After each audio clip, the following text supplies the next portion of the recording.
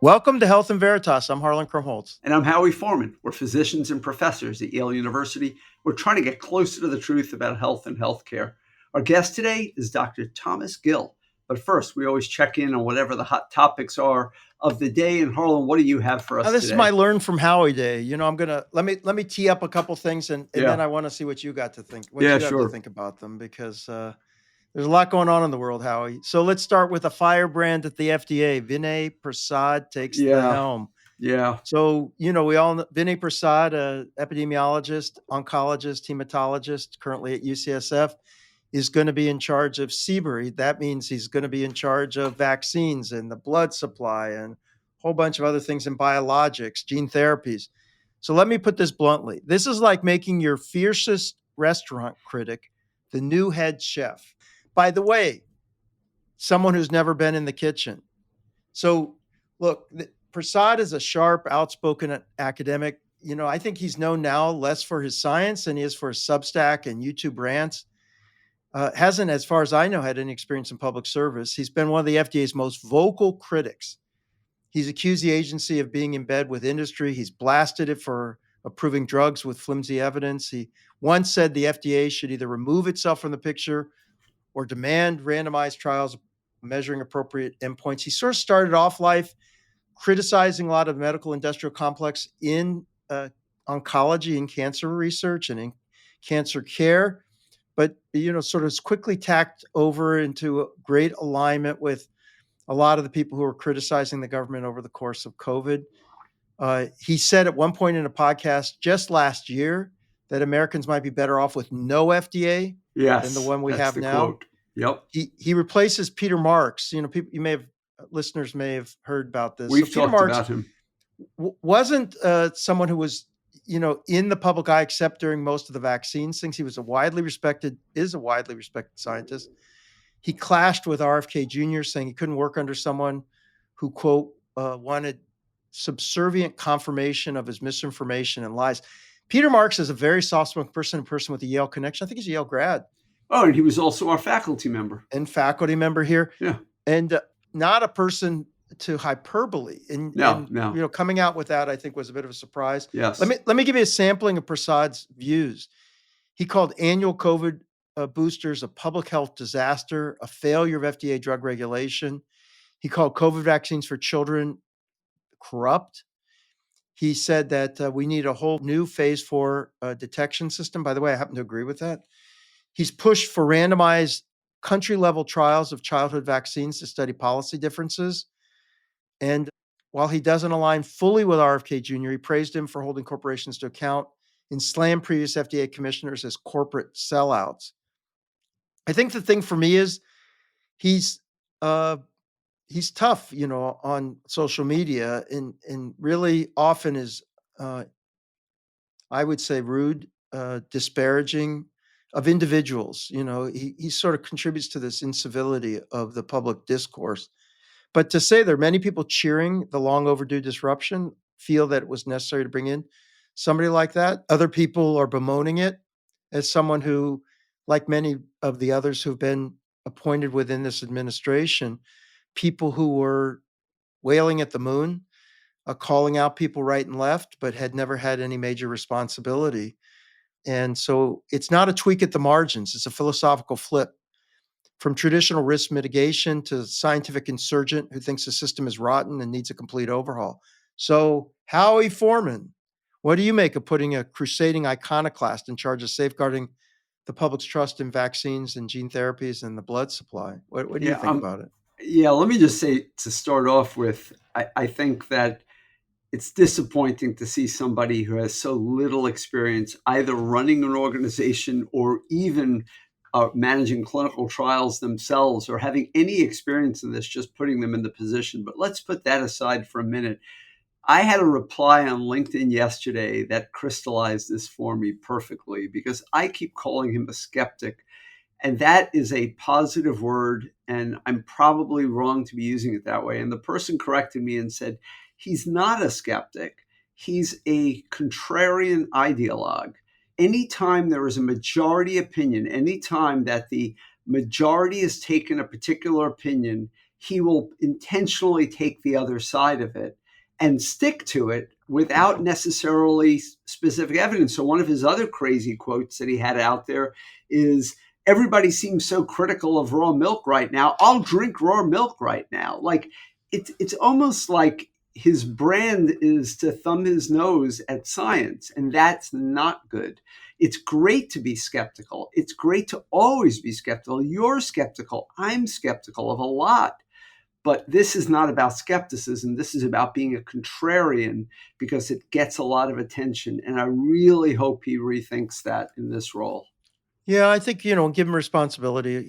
He'll be put in this different role. It'll be interesting to watch. He, by the way, makes some very good points. I mean, it's like the whole administration. There are some points that simply feel like they go too far. Yeah. But there are other points where they have a point. There was Absolutely. a point to say that NIH needed to be reformed. There was a point to say that the way that we're funding science needs to be rethought. There's a point there. That's skepticism. Healthy skepticism is great. Well, look, if you want to grow hundreds of thousands of people on your Substack, you don't get that by having, being healthy. Yeah. I mean, well, okay. But I'm just saying that that's a role, that's a role. And, right. and by the way, he grew his following quite large. He's in a different role now. So we'll have to see how this occurs. It's much like putting the number 2 person at the FBI to be the person who was on the podcast railing against the FBI, saying we shouldn't have an FBI. So, we've seen this before. We're going to have to see how all of this unfolds. Let me ask you about a couple of other quick things here that caught my eye. So Medicare Advantage kickback allegations. So there's this bombshell DOJ lawsuit filed against Aetna, Elevance, and Humana.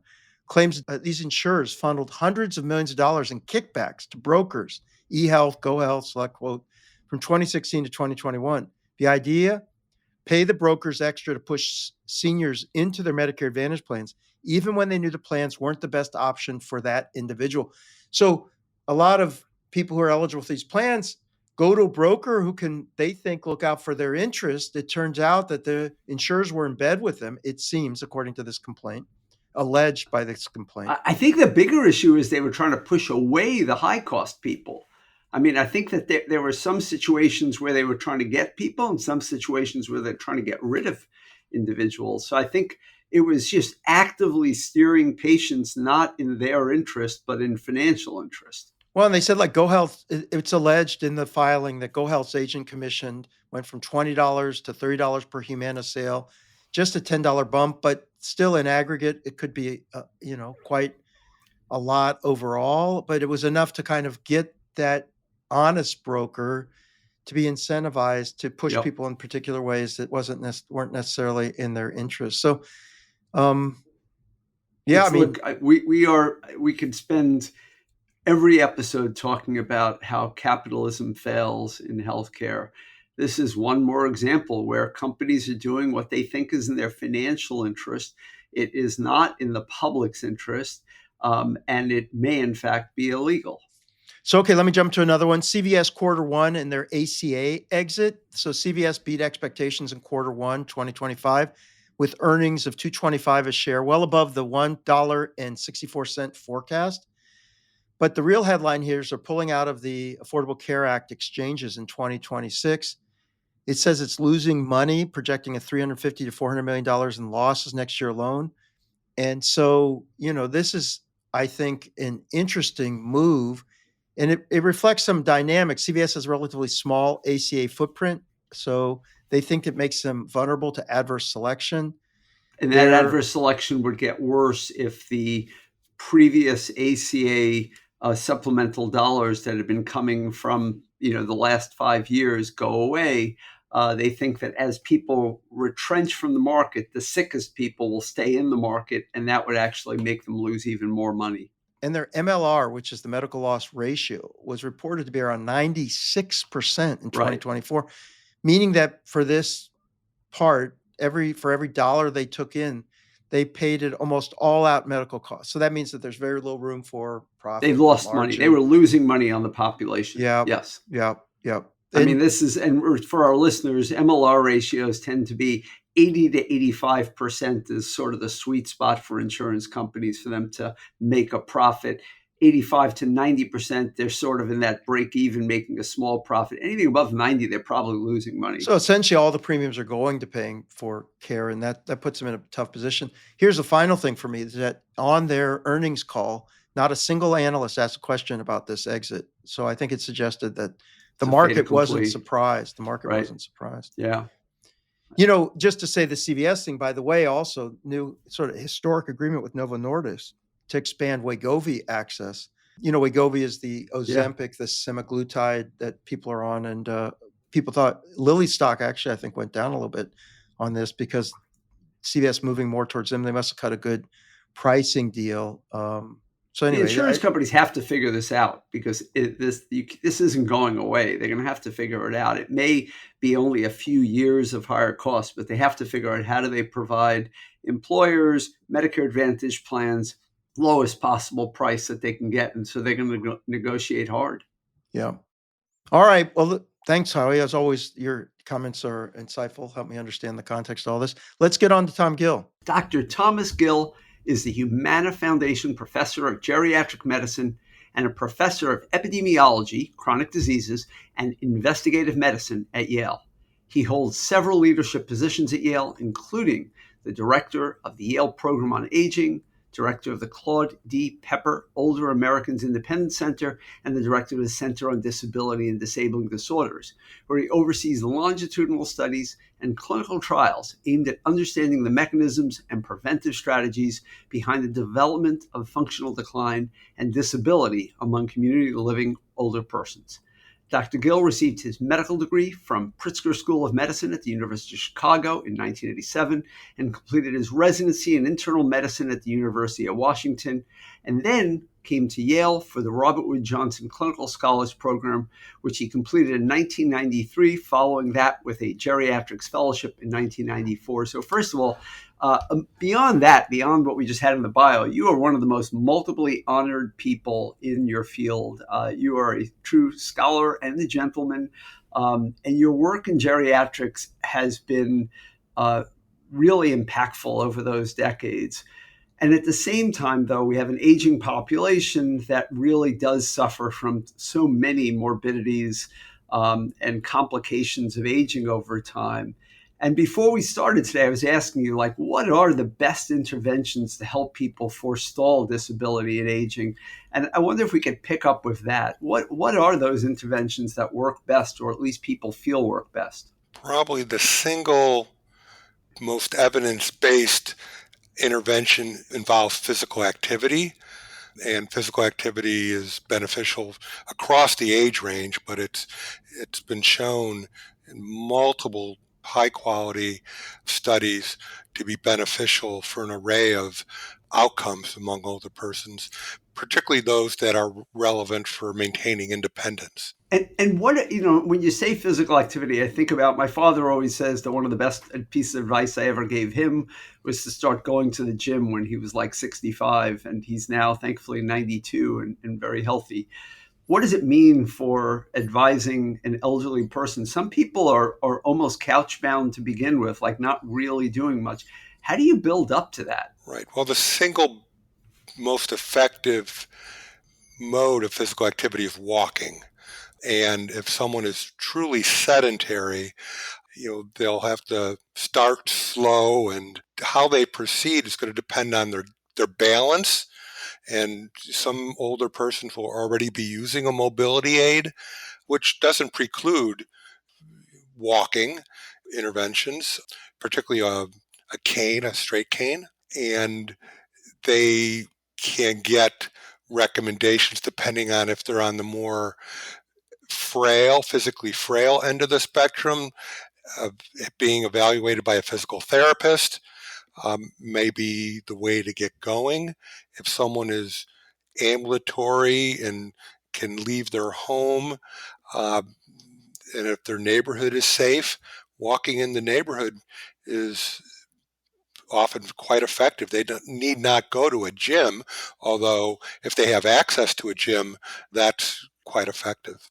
Tom, it's great to have you on. And I wanted to share with our listeners some of what I think are, at least for me, highlights of what you've been able to accomplish. And first, I'd like to to focus on this area that I just thought was extraordinary, continues to be, and is still underutilized, which is this idea of prehabbing, that the notion that people who are about to undergo major surgery, for example, can put themselves in a stronger position by going through a period of training for that event. You've done elegant studies about it. I wonder if you could just share with the group a little bit about your thoughts. Where did that idea come from? And how strong is the evidence that doing that makes a difference? So this is work that we did many years ago, and my interests were related to how to promote functional independence, particularly among older persons who were physically frail or vulnerable. And the trial that we did called Prehab was among community living older persons that were physically frail on the basis of two physical maneuvers. One is that they had slow gait speed, or they had difficulty getting out of a chair. And the intervention was primarily a physical therapy-based intervention. It was set in a home, and it was shown to be effective over the course of a year. The intervention was 6 months, and it slowed the rate of functional decline and disability. Yeah, no, I guess I must have always extended that. Yeah, you were trying to prevent decline, but I think I extended that notion as I've talked about it to other people. I know that you did this a while ago, but I just thought it was a brilliant idea. And I've said that for people taking the same thing, people who are almost uh, uh, in a position that where it's inevitable that they're going to experience a decline, that can you make that intervention early? I've always wanted to do that study where if I took what you did before they underwent bypass surgery, before they underwent, sort of any sort of major elective surgery, could we put them in a position where they would be, better prepared for it? Some people have done variations on this, but I still think it's not quite out there exactly how to optimize that, where you're sort of like it's almost like the intervention, the elective surgery is a athletic event, and how do you train for it? No, you're correct that the elective surgery has been one of the most common um, areas in which prehab has been implemented and tested. And there's, I think, generally been shown to be some benefit in different types of elective surgery. It's not work that we've done ourselves. Uh, the most, I think, one area that's been a major focus has been orthopedic elective surgeries, hip replacement, knee replacement. There's some inherent challenges there because those folks often can't effectively implement the types of physical activities and exercise as prescribed by a physical therapist because of their joint disease. But I think what was cool was, and I just think of you as a pioneer in this space, that that this kind of training, the strength training that you can do.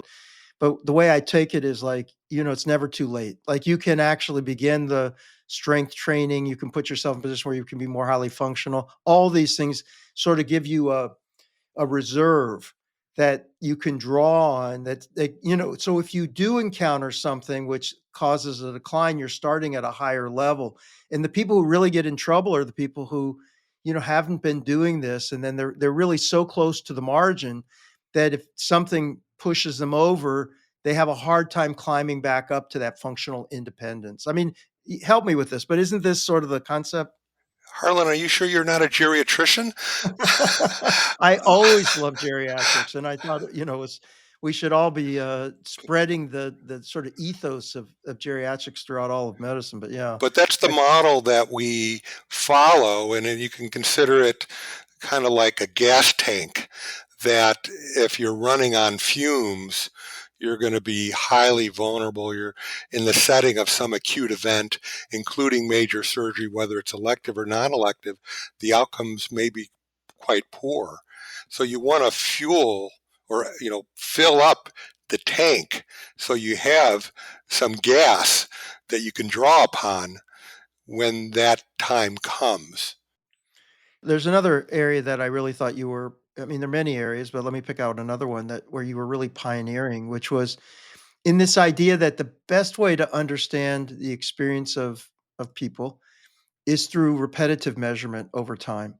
And, so you launched what I thought was really a landmark study that took a group of older people. Of course, people had been doing longitudinal studies in the past, but it was really the intensity of understanding their function and being able to look at trajectories of individuals over time and really beginning to analyze the data in ways to say that there are people who are able to resist the average effect of aging to diminish function, for example, and others who were succumbing to the, you know, ravages of age, I'll put it like that. And also being able to capture when there were large scale events that occurred and what happened at those points that were really discontinuities in your journey. So your journey was going along fine, but then all of a sudden, you know, the journey changed and understanding that. I wonder if you could just talk a little bit about that study and what you thought were some of the central insights. Because the reason I say it was so pioneering was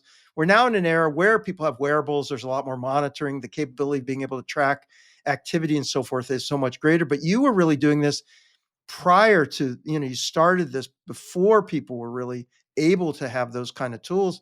And yet, I really think it set the foundation for a lot of studies that are being done subsequently. So you're just talking about the study, our longitudinal study, the Precipitating Events Project, or the PEP study, which started in the late 1990s. And it was designed to better understand the processes by which older persons lose their independence. And as a clinician, a lot of the work in epidemiology has been done by non-clinicians, but based on my own training and experiences, I thought, well, older persons become disabled usually when they get sick. Something bad happens to them. And most other studies had just been focusing on risk factors, what puts them at risk, not necessarily what precipitates the loss of function. And in order to do that, we decided that we really needed to evaluate them quite intensively with these monthly interviews. So we've been interviewing this cohort of 754 persons monthly to the present day. And they were all 70 and older back in 1998. And there's only 4 survivors. And we're Come still on, really? You're gonna stretch us all the way out we're to the end. following them all to the end. Wow. And it's no one's going to replicate this study. I feel confident. And then we've linked these data to Centers for Medicare and Medicaid Services, so we know about all their utilization. We've reviewed their medical records, and we've published close to 150 papers, many of which focus on the specific types of events that will precipitate disability, and then also look at the flip side, meaning what's the likelihood of recovering after a disabling event. And the common wisdom at the time that we launched the study, that was only about a third of older persons who become disabled will recover independent function. And because we were interviewing these persons so frequently, we had much higher rates of recovery, and most recovery occurred within 3 to 6 months. Now, most other surveys prior to our study were annual surveys. And so what happens is someone becomes disabled, they may recover, but then they may become newly disabled, and then they might die. And that would be lost by the traditional annual surveys. I want to, in the final minutes, I just want to ask you, you grew up in Chicago, I believe, and you went to college in and around Chicago. And you majored in computer science. And how unusual was it at that time for someone in computer science to be applying to medical school? It was pretty uncommon, but that probably helped distinguish me as well. And it also provided a source of side income. I worked within our computer center when I was an undergraduate. I had a job as medical school in epidemiology, primarily doing programming. Wow, So it was kind of a good side gig. that's 'Cause, awesome. So Tom, I want to end up here with your beloved mentor at Yale. There's so many people who've benefited from your kind and generous approach. You also can be strict at times. You've got a little bit of Alvin in you sometimes, where very high standards and really push people to achieve their potential. And I just wonder, just for our listeners, many of them are students. Do you have it's a different era we're entering to now, but do you have any general advice you give people when they think about careers in medicine, the research careers? You look back on what you've done. Any wisdom you want to share here with our listeners? I think, identify, the area in which you have passion for. And I think that will get you, motivated to pursue, whether it's your clinical work, and if you're pursuing investigation, or ideally the two are aligned. So the work I do research-wise informs my clinical work, and my clinical work informs my research. And when those are aligned, and the synergies that they provide, I think allow you to be truly productive and potentially innovative, and really be grounded in the clinical realities of the patients that you're caring for. Well, we are grateful for you. And I'll also just say it's nice to see another sort of Yale lifer. I think, Harlan and I are both, have come here and stayed here, and so have you. And it's a testament to the stickiness of Yale and how great it is, and the collaborations among so many great people. And those are always active decisions, because someone like Tom has had many options over sure. the years to do other things, and it's great. It is great to see people. But I did have an opportunity to integrate. I work closely with Alvin and also with Ralph Horowitz, and Ralph trained under Alvin. But I think the two of them, hopefully I struck some type of a balance between the two. Ralph was such a clear thinker. I mean, so was Alvin, and both incredible writers.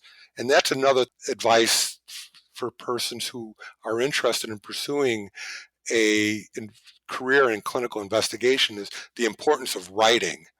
So when I was in Seattle during my house staff training, I took a writing course because I could write pretty well in college, but you lose that during residency because you're just writing clinical notes, and you're not really true to writing. So I took creative writing course when I was in Seattle before I came just to reacquaint myself with writing. I knew that writing was going to be very important.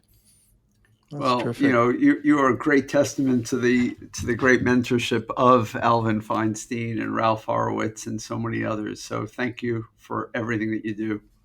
Yeah, thanks, Tom. It's great having you on. Yeah, and thank you for having me. I really enjoyed talking with you, and I enjoy your show. I commend you for devoting it's all the time Howie. and effort. It is all Howie. Not all Howie, but but you probably know that already. It's a great partnership, so we appreciate it. Okay. Hey, that was a terrific episode. I'm always glad when we get people like Tom on, talk about his research, a lot of it pioneering. He's brilliant. But hey, let's get to one of my, I don't want to insult our guest by saying one of my favorite parts of the show. You asked me to give you some good news this week, and so I'm not giving you good news, but maybe it's not depressing news. It's just something to think about. Back in early February, we first talked about the fact that Medicaid is in the crosshairs for Congress to save money.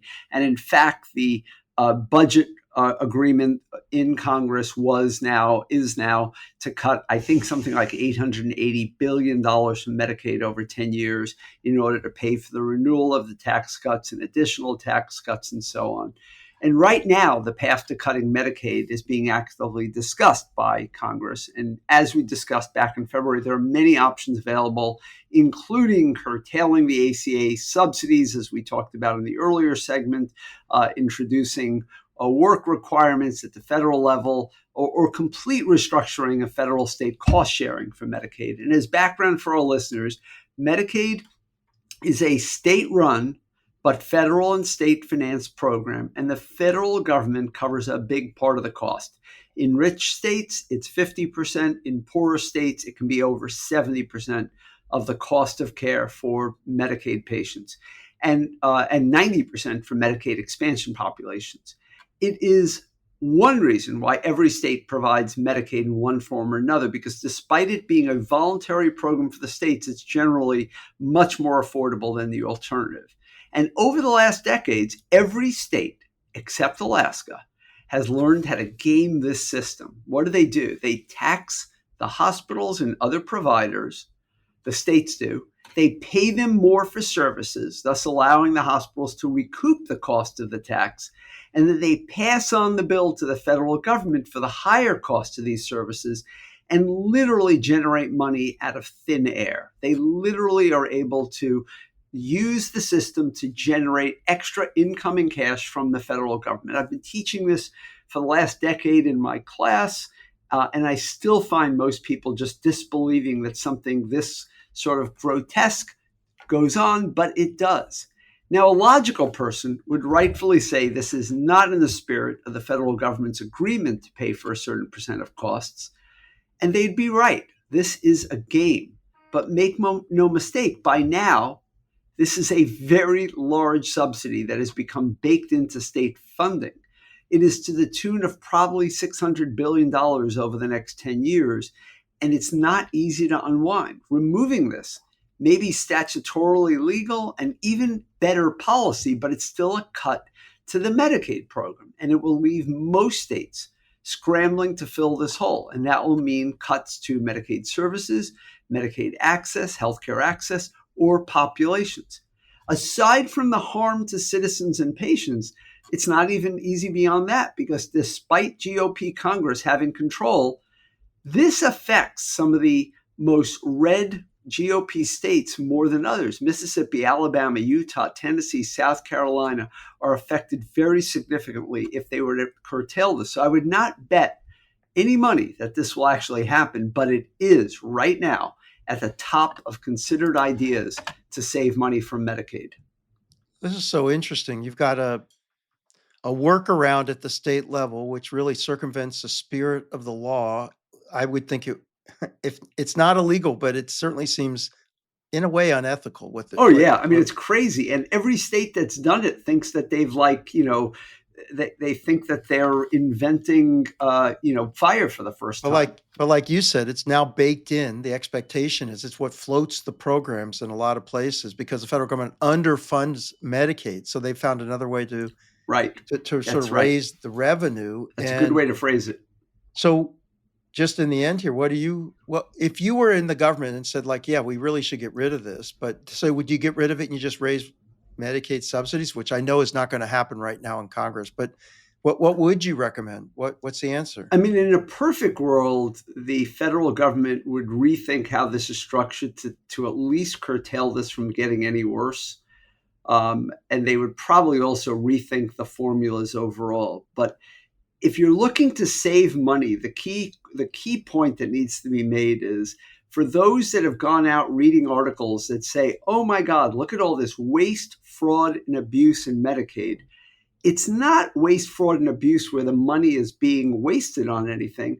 It's basically a manipulation of the system in order to fund a grossly underfunded population for healthcare. And so there's no easy way to fix this. Does the money that they make, that extra money, does it go back into Medicaid or are they using it for other purposes? Money is fungible. So if a state is able to get another $5 billion a year from Medicaid, they can use it however they want. Right, because that means they might not have to cut education spending or raise taxes. So this might not hurt Medicaid, though, because it may not be that this money's coming back into Medicaid. Well, no. If you were to take this money away, a state, just make up a state, might have a $5 billion shortfall now. Now, what are they going to do to fill that shortfall? They're going to do something to the Medicaid population, but they'll probably also do something for education or roads or libraries or something. Yeah. Yeah. Well, thanks for bringing that to us, Howie. Sure. Maybe bring me something happier next time. You've been listening to Health and Veritas with Harlan Krumholtz and Howie Foreman. So how did we do? To give us your feedback or to keep the conversation going, email us at health.veritas@yale.edu or follow us on any of social media. As I mentioned today, I read those comments on LinkedIn. And we want to hear your feedback. So send them in, questions, your experience on topics. And if you like the podcast, rate us, review us on your favorite podcast app. We always read your reviews, and it helps people find us. Yep. And if you have questions about the MBA for Executives program at the Yale School of Management, reach out via email for more information or check out our website at som.yale.edu/EMBA. Health in Veritas is produced for the Yale School of Management and the Yale School of Public Health. Thanks to our researchers, Tobias Liu and Gloria Beck. And we're so happy to have those two spectacular students working with us this year. We are. And to our remarkable producer, Miranda Schaefer. Talk to you soon, Howie. Thanks very much, Harlan. Talk to you soon.